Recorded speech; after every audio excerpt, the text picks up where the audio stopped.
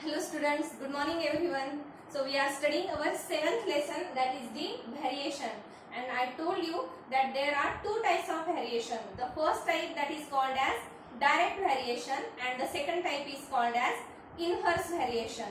Now in previous video we have studied about the direct variation. Okay, so let's see some more examples of that direct variation. So consider if we take the formula for area of a circle. What is that formula? A is equal to pi r square. Area is equal to pi r square. Then in this formula, if this radius of the circle, what is that? Radius of the circle. So if the radius of the circle increases, then its square increases, and if this quantity increases, then the area of that circle also goes on increasing, because the value of pi is a constant quantity. Okay, and therefore we can say that the area of circle is directly proportional to the square of the radius of the circle. Okay, because as the radius increases, area also goes on increasing. If that radius of circle decreases, area also goes on decreasing, and that type of variation is called as direct variation. We can say that the area and the radius, square of the radius of a circle, are in direct variation, or also we can say that they are in same proportion. Okay, and how to write this? That area of circle is directly proportional to the square of the radius of the circle. Okay, so this is the one example. Let us see one more example. Suppose the pressure of the liquid.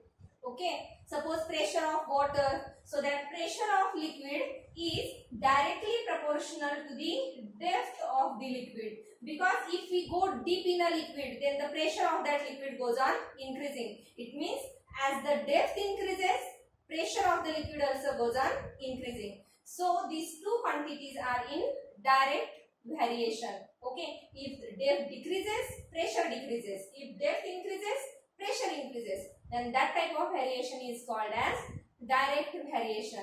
So we can write here that pressure means the pressure of the liquid is directly proportional to the depth of its liquid. Okay, so these are the examples of the direct variation, and in last video we have studied some example from that practice set 7.1. Now let's see some more example from the same practice set. So first example that we have solved in last lecture. Now let us see the second example from that practice set 7.1. So question number 2. Write down this question in your notebook. Question number 2. So in this question we have given a table, and in the first row we have given the number of apples, that is considered as x, and in the second row we have given the cost of the apples. Okay, so first I am going to draw this table on the board, then you write down this numerical in your notebook. Okay, so first we have given the number of apples,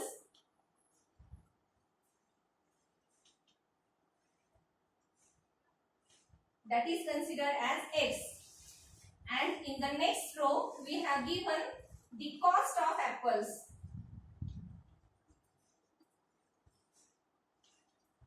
that is y. Then we have given some quantities, means if the number of apple, suppose if we purchase one apple, then we have to pay 8 rupees. Okay, means the cost of one apple is 8. Suppose if we purchase 4 apples, then the cost should be 32 rupees, like this. Okay, so this is the table that we have given. Then there are some blank spaces, and we have to fill that blank spaces. So what is the question? Complete the following table considering that the cost of the apples and their numbers are in direct variation, and that is correct, because as the number of apples increases, the cost of the apples also goes on increasing. So these two quantities are in direct variation. Okay, so we have given here 56, and here there is a blank space. Then in the next column here 12, and here is a blank space, and the next here 100, and here there is a 160, and here there is a blank space. And now we have to fill these blank spaces with a proper number.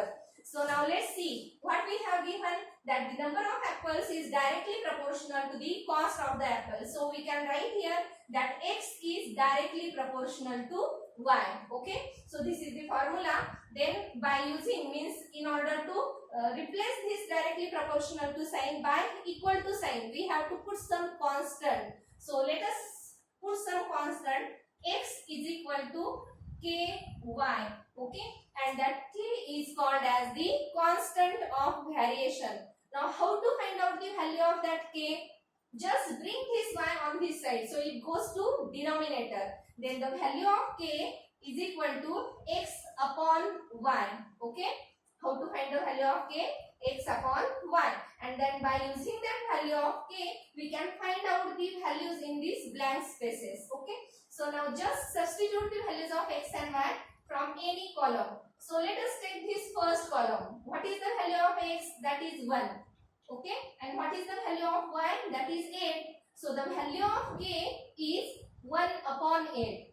If you take these two numbers, then also we get the same proportion. Okay, we get the same ratio. You can substitute here. Suppose 4 divided by 32. Then we can divide it by 4. We get the same ratio, 1 upon 8. So this is the value of this constant of variation. And now by using this value of k, you can find out these values in the blank spaces. So let us first find out this value of x. Okay, here x is the blank space. So what is the formula that we have? X is equal to ky. Okay, now let's substitute the value of k, that is 1 upon 8. Okay, multiplied by this y. So this is the first blank space that we have to find out. So put here number 1. So x is equal to 1 upon 8, that is the value of k, into y. What is y here? 56.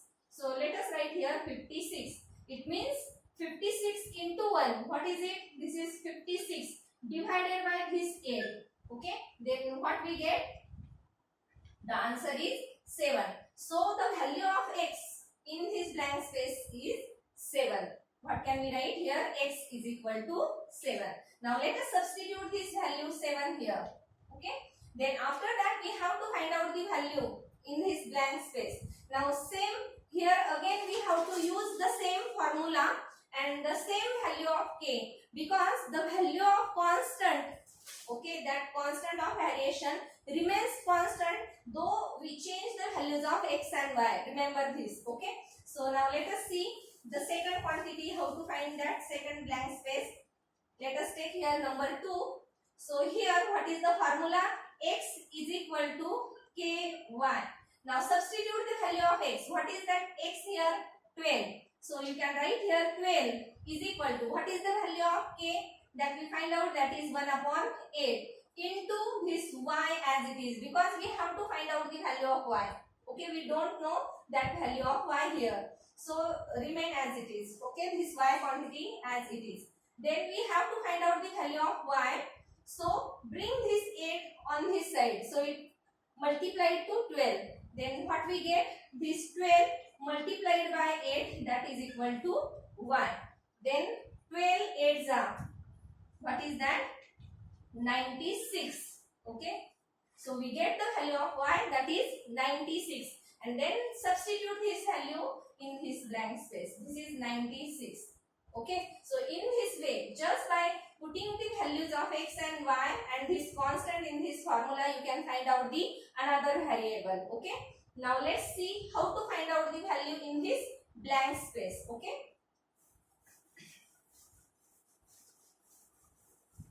so again use the same formula. What is that formula? X is equal to ky. Okay, then we have to substitute first the value. We have to find out the value of x. So just substitute the value of y and the value of k. So what is the value of k? That is 1 upon 8 multiplied by, what is the value of y here? 160. So this is 160. Then this 160 multiplied by 1, that is 160 divided by 8. Then what we get? 8 2s are 16 and 8 zeros are 0. So the value of x is equal to 20. Okay, so in this way we get the value of x, which is we have to substitute in this blank space. So in this way you can fill this table. Okay, so just we have to first find out the value of this constant.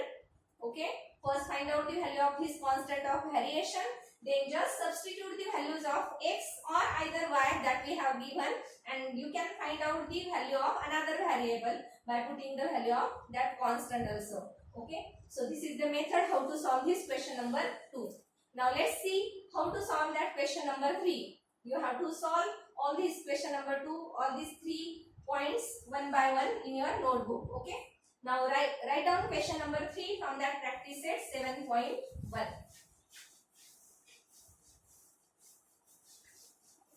So what is that? Question number 3 from the practice set 7.1. So if m is directly proportional to n, what we have given, m is directly proportional to n, and if m is equal to 154, we have given the value of m is equal to 154 and the value of n is equal to 7. Okay, value of n is equal to 7. Then find the value of m, find m if n is equal to 14. If n is equal to 14. Now let's see how to solve this example. So this is the first case. Okay, first value of m and n we have given, and then if the value of n will be 14, then what will be the value of m that we have to find out. Again, let us take this proportion. What we have given, how to solve this numerical. So we have given that m is directly proportional to n. Okay, m is directly proportional to n. Then you can write like this, m is equal to kn, isn't it? Because this k is called constant of variation. When we replace this directly proportional sign by equal to sign, then we have to put some constant here. So this k is a constant. Then after that we have to find out the value of that k, because by using this first case, okay, this is the first case. So by using this first case, you can find out the value of that constant of variation. So you can write here k is equal to m upon n, because when we bring this n here, then it goes to denominator. So k is equal to m upon n. These two are called as the equation of variation. Okay, that I have told you in the previous lecture. So the value of k is equal to m upon n. Now let us substitute the values of m and n from this first case. Okay, don't interchange these values. Remember, this is the first case and this is the second case. Don't mix these values. So what is the value of m? That is 154. And what is the value of n? Corresponding value of n, that is 7. Okay, don't take this 14. Okay, so for 154, this value of m, the value of n is 7, corresponding value. So now let us divide it. So 7 2s are 14. Again 1 is the remainder. Again 7 2s are 14. So the value of k, that is 22. Okay. What is the value of that constant of variation? 22. And then we make this formula. Let us write the formula again. How to write? M is equal to 22n. Okay. M is equal to k. What is that k? 22. And this n as it is. So this is called as the equation of that variation.